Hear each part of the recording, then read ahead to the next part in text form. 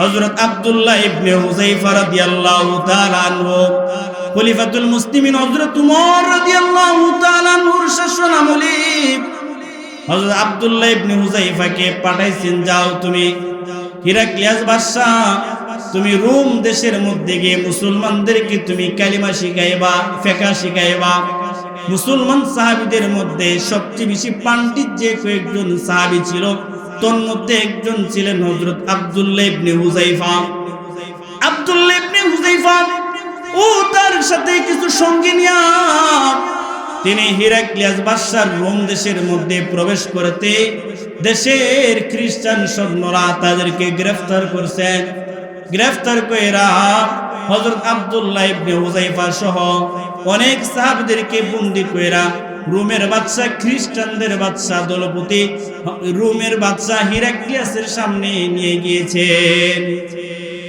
Heraclius বাদশা বলতেছে, হে মুসলমানদের নেতা আব্দুল্লাহ ইবনে হুযায়ফা, তোমাদের কাছে আমি অনুরোধ করতেছি, তোমরা কালিমা ছেড়ে দাও, ইসলাম ছেড়ে তোমরা খ্রিস্টান ধর্মে দীক্ষিত হও, খ্রিস্টান ধর্ম প্রচার করো। যদি তোমাদের মতো ব্যক্তিরা আমাদের ধর্মের মধ্যে চলে আসো, তাহলে আমাদের ধর্ম দিন দিন সামনে বাড়বে। আমি চাই তুমি আমাদের ধর্মের মধ্যে চলে আসো, আর যদি আমাদের ধর্মের মধ্যে না আসো তাহলে কিন্তু তোমাদেরকে আমি হত্যা করব। আব্দুল্লাহ ইবনে হুযায়ফা বলে, মরতে রাজি আছি, তার উপর ঈমান ছাড়তে রাজি না। মুহতারাম হাজিরিন, হযরত আব্দুল্লাহ ইবনে হুযায়ফা রাদিয়াল্লাহু তাআলা আনহুকে এবার হিরাক্লিয়াস বাদশা বলতেছে, রে আব্দুল্লাহ ইবনে হুযায়ফা, ঠিক আছে, তোমাকে আমি রোমের মধ্যে একটা প্রদেশ লিখা দিব। আমার একমাত্র মেয়ে, সুন্দরী রূপবতী, অনেক সুন্দরী মেয়ে, আমার একটাই মাত্র কন্যা, এই কন্যাটাকে তোমাকে বিবাহ পড়ায় দিব। আমি যদি মারা যাই, তুমি এরপর থেকে খ্রিস্টান রাজ্যের এই রোমের মধ্যে তুমি হবা বাদশাহ।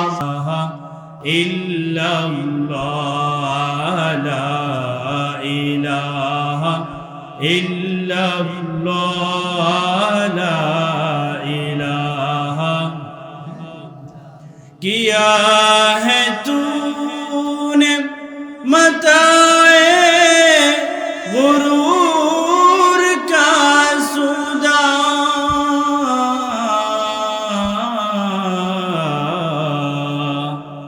किया है तूने मताए गुरूर का सुदा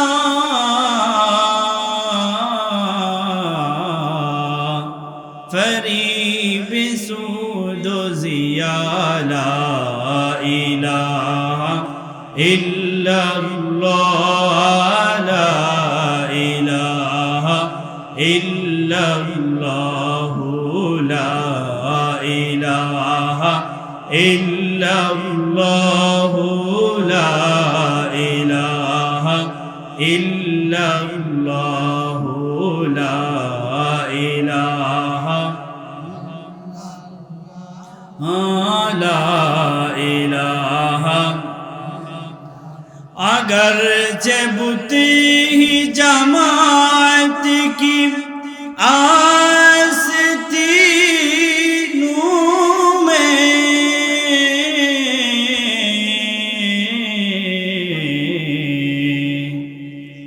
अगर बुती ही जमात की आस्तीनों में,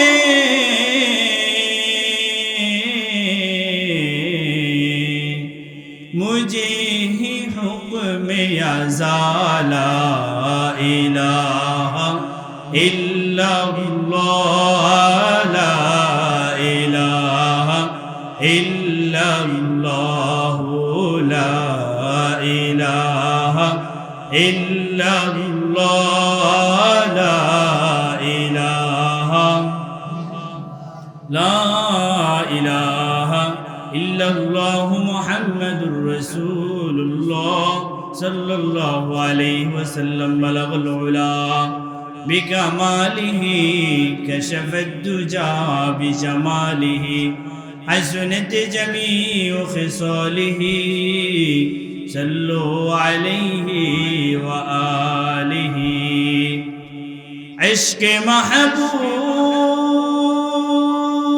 खुदाया जिस दिल में हासिल नहीं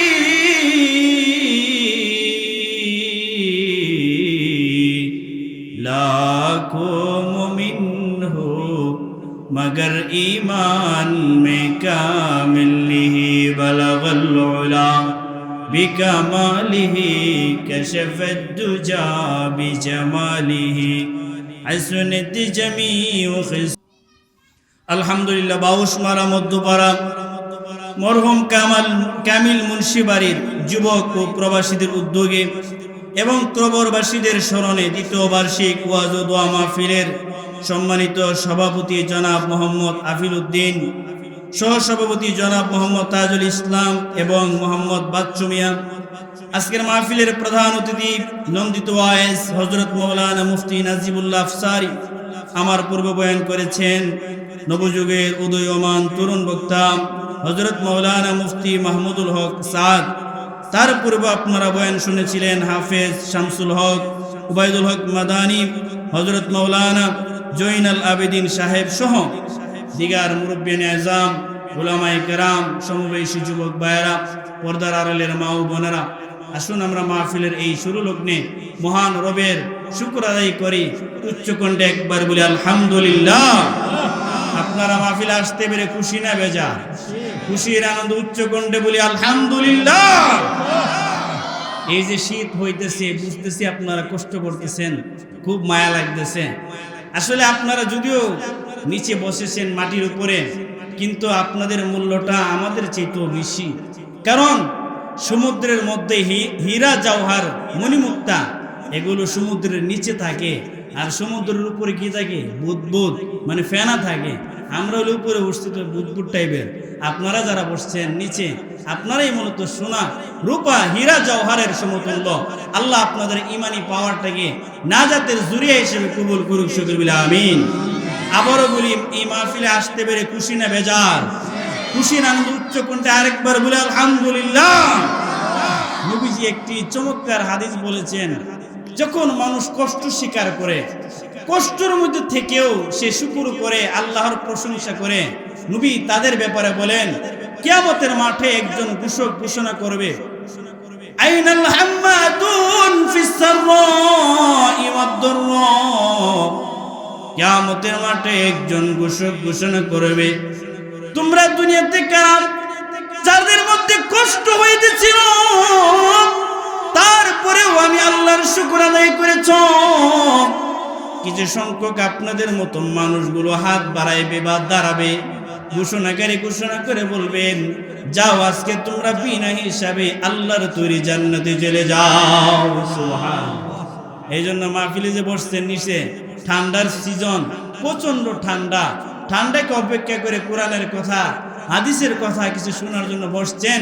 এই যে বৈশও খুশি মুখে আলহামদুলিল্লাহ বলছেন, আপনারাই ওই দিন বিনা হিসেবে জান্নাতে যাবেন। সুবহানাল্লাহ বলি। মাহফিলের শুরু লগ্নে নবীজির উপর একবার দুরূদ পাঠ করি, সকলে পড়ে নেই সাল্লাল্লাহু আলাইহি ওয়াসাল্লাম। আজকের এই মাহফিল আমি আপনাদের সামনে যে আয়াত তেলাওয়াত করেছি, আজকে দ্বিতীয় বার্ষিক মাহফিল। গত বছর আমি আপনাদের খেদমতে এসেছিলাম, হয়তো অনেকে চিনছেন। তো গত সপ্তাহে আমি আপনাদের সামনে আলোচনা শেষ করি নাই, অর্ধেক পথে রাইখাই সবার একটু কান্দে, সকলের চোখে একটু পানি আসছিল, অনেকে দেখলাম কাঁদছিল, এমন একটা পর্যায়ে বয়ান শেষ করে দিয়েছিলাম। তো আজকের আলোচ্য বিষয়ে আমি সেই জায়গা থেকে শুরু করতে চাই যে সহজ একটা আমল। আল্লাহ তাআলা জান্নাত বানিয়েছেন মোট কয়টি? কথা বলি না, 8টি। বলেন কয়টি? 8 জান্নাতের মধ্যে সবচেয়ে সেরা জান্নাত, সেই জান্নাতের নাম জান্নাতুল ফেরদাউস। জান্নাতুল, এই জান্নাতুল ফেরদাউসে কাটা কাটা যাইতে চাই না, হাত তুলেন যদি আমরা যাইতে চাই না। আসলে কি হুজুর বুঝছিনি, আর আমরা তো জান্নাতে যেতে কথা। আল্লাহ এদেরকে কবুল করে, সকলে বলে আমিন। আল্লাহ এদের সাথে আমাদেরকে নিয়ে যাওয়ার তৌফিক দান করে, সকলে বলে আমিন। মাহফিলে আসছি, আমরা কিছু একটা নিয়ে যাইতে হবে বাড়ি। সোহালবেলা দুই বিয়াই দেহা যে আমরা আবার সময় একটা হুজুর যে আইসি রে এমন একটা টান জিতিছে, কিটা কইছে ওইটা তো কইতারি না। এমন পাবলিক ওয়াজ শুনি না, পাবলিক আছে না না আছে, টান যে একটা দিছে কিটা কইছে ওইটা তো কইতারি না। দাদা নাতি ওয়াজ শুনছে, ওয়াজ শুনিয়া বাড়ির যখন যাইব একটা খাল পার হওয়া লাগে, তো খাল যখন পার হবে নাতি প্যান্ট ভিজাইতেছে, দাদা যত সামনে যত আগে তত আস্তে আস্তে আল্লাহ রস্তের মাল লুঙ্গি উপর উড়াইতেছে। নাতি কো দাদা সর্বনাশ, হুজুর না কইল কাপড় চতর বাঙ্গন যেত না, হাঁটু থেকে নাভি পর্যন্ত চতর বাঙ্গন ফরজ তরক হবে। দাদাই কয় তোর হুজুরের বয়ান আমি হালের ওইবার রাখতে আইছি, মানে আপনারা কি রাখতে যাবেন কিছু একটা বাড়ি তুলে যাবেন? আল্লাহ আমাদেরকে নিয়ে যাওয়ার তৌফিক দান করে সকলে বলে আমিন। এই জন্য আমরা এলো সহজ সরল মানুষ, এলাকার গ্রামগঞ্জের মানুষ, সহজ সরল মানুষ। জান্নাতুল ফেরদাউসে যেতে চাইলে মাত্র 2টা গুণ লাগবে, সুবহানাল্লাহ বলি। 2টা গুণের আলোচনাই করব, কারণ বেশি গুণের আলোচনা করলাম, 8টা-10টার আলোচনা করলাম ওই সওয়ালের কাহিনী কি কইছে এটা তো কইতারি না, কারণ 7টা-8টা কাহিনী গুণাগুণ তো মনে রাখা সম্ভব না, কিন্তু 2টা গুণাগুণ মনে রাখা সম্ভব কি সম্ভব না? সম্ভব। সরল সরল একটা মিলে রাখতে হইব। বাপ হইল গরল বাটপা, সন্তান হইল মনে করেন সহজ সরল। বাপের কাম হইলে এলাকা এলাকায় ঘুরে আর বাটপারে বেড়া মানুষের কাছে ঋণ নিয়ে চলে, প্রত্যেক দিন পাওনাদার বাড়ির যা টিয়া যা। একদিন এক প্রভাবশালী পাওনাদার গেছে, এই আব্দুল করিম আসনি, তো এই বাটপারে তার সন্তানকে শিখাই দিছে, বলো দরজা খুইলা যে আব্বা তো বাড়িতে নেই। তো এই সহজ সরল ছেলে দরজা খুইলা কইতেছে চাচা আব্বাই কইছে, আব্বাই বলে বাড়িতে নেই। ওইসিনি কথাটা যদি সন্তান বাপের মতো বাটপার হইতো, কইল হইলে চাচা আজকে 1 সপ্তাহ আগে হইতো আমরা বাপে বাড়ি ছেড়ে গেছে, ঢাকা গেছে, ঠিক না? তো সরল সরল একটা মিল খাইতে হবে। গ্রামগঞ্জের মানুষ সহজ সরল মানুষ।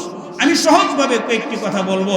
আল্লাহ আমাদেরকে জান্নাতুল ফেরদাউসে যেতে 2টি গুণ লাগবে, সেই 2টি গুণ সম্পূর্ণরূপে বুঝে নিজের জীবনে বাস্তবায়ন করার তৌফিক দান করুন সকলে বলে আমিন। 1 নম্বর গুণ কি? আল্লাহ বলেন, قال الله تعالى إن الذين آمنوا وعملوا الصالحات كانت لهم جنات الفردوس نزلا।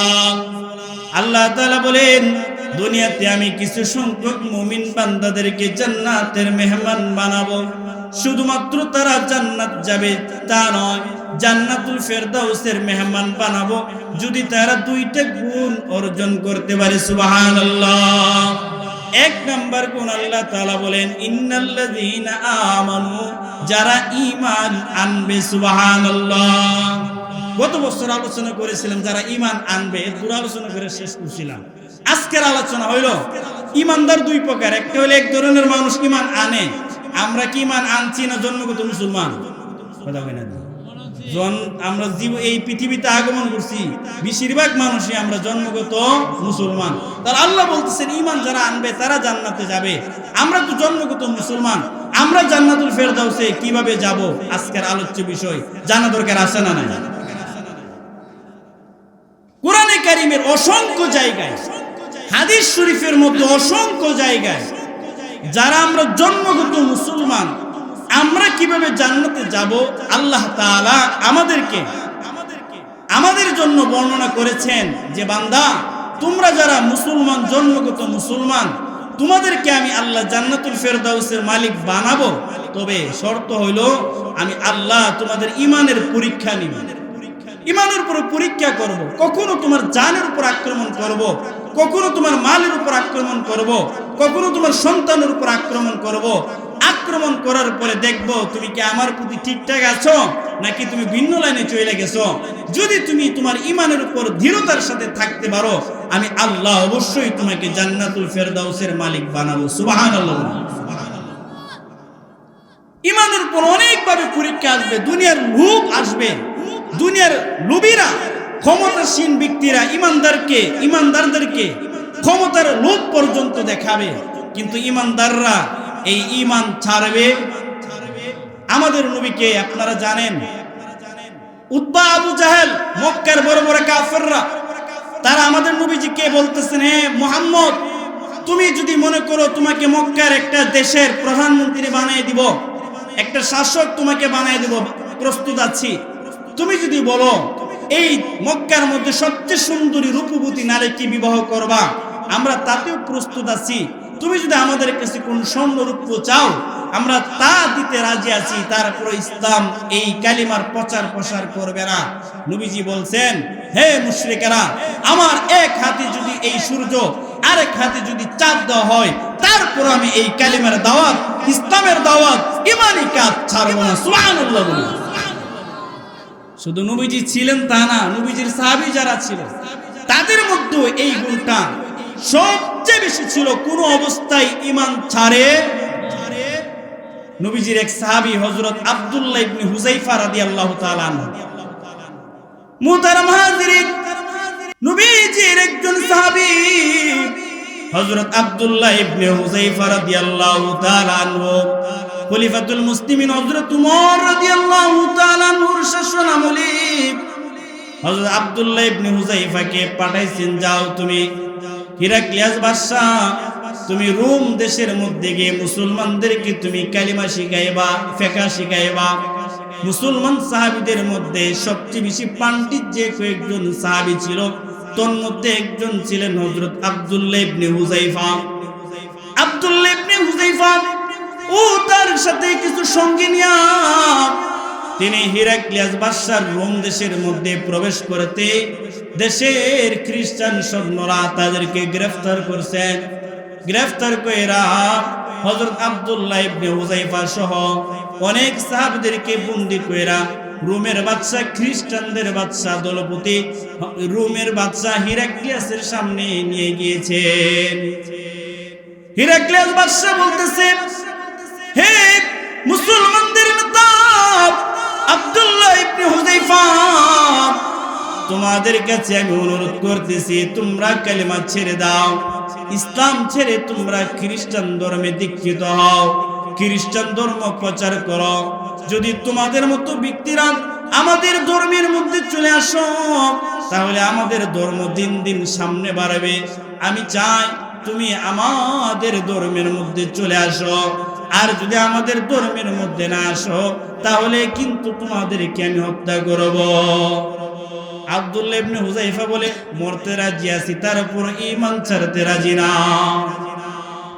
মুহতারাম হাজিরিন, হযরত আব্দুল্লাহ ইবনে হুযায়ফা রাদিয়াল্লাহু তাআলা আনহুকে এবার হিরাক্লিয়াস বাদশা বলতেছে, রে আব্দুল্লাহ ইবনে হুযায়ফা, ঠিক আছে, তোমাকে আমি রোমের মধ্যে একটা প্রদেশ লিখা দিব। আমার একমাত্র মেয়ে সুন্দরী রূপবতী, অনেক সুন্দরী মেয়ে, আমার একটাই মাত্র কন্যা, এই কন্যাটাকে তোমাকে বিবাহ করায় দিব। আমি যদি মারা যাই, তুমি এরপর থেকে খ্রিস্টান রাজ্যের এই রোমের মধ্যে তুমি হবা বাদশাহ।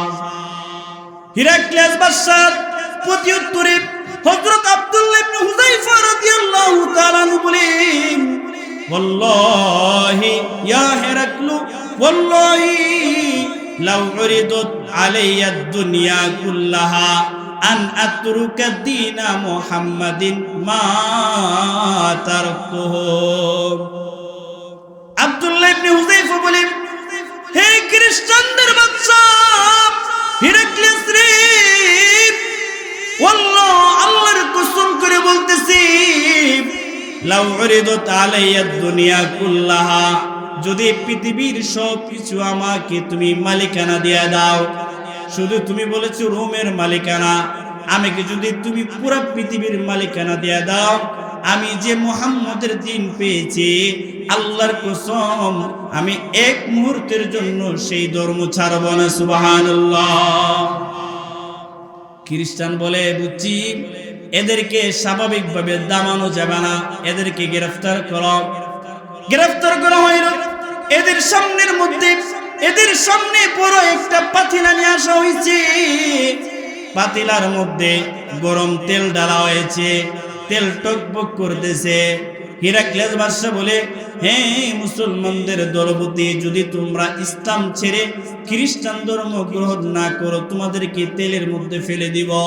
হযরত আব্দুল্লাহ ইবনে হুযায়ফা বলে সমস্যা নাই, আমরা তেলের কড়াইয়ের মধ্যে জান্নাতের চৌকাঠ দেখি। সুবহানাল্লাহ। হিরাক্লিয়াস বাদশা বলে বুঝছি, মজার মজার কথা, বড়র কথা, ফাড়াই লেবে এমন কথা অনেকে বলে। এই মুসলমানদের মধ্যে থেকে একটা মুসলমান সেনাপতিকে এই গরম তেলের মধ্যে ছেড়ে দাও, তাহলে আব্দুল্লাহ ইবনে হুযায়ফা বুঝবে যায় না আমি যেই এখন আইন করেছি এটা যতই পালন করব। একজন সৈনিককে আইন এই গরম তেলের মধ্যে ছেড়া দিতেই ওই সৈনিকটা ভাইজা তার হাড়গুলো তৈলের মধ্যে বেশি উঠেছে। হযরত আব্দুল্লাহ ইবনে হুযায়ফা সাথে সাথে কান্না শুরু করে দিয়েছে, চোখের পানি ফালাই দিয়েছে। হিরাক্লিয়াস বাদশা রোমের বাদশা বলতেছে, রে আব্দুল্লাহ ইবনে হুযায়ফা, বুঝছি জীবনের মায়া তোমার এখন ভিতরে ঢুকেছে, তুমি জানের মায়ায় এখন কাঁদতেছ। ঠিক আছে, তুমি এই মুহূর্তে কালিমা ছেড়ে দাও,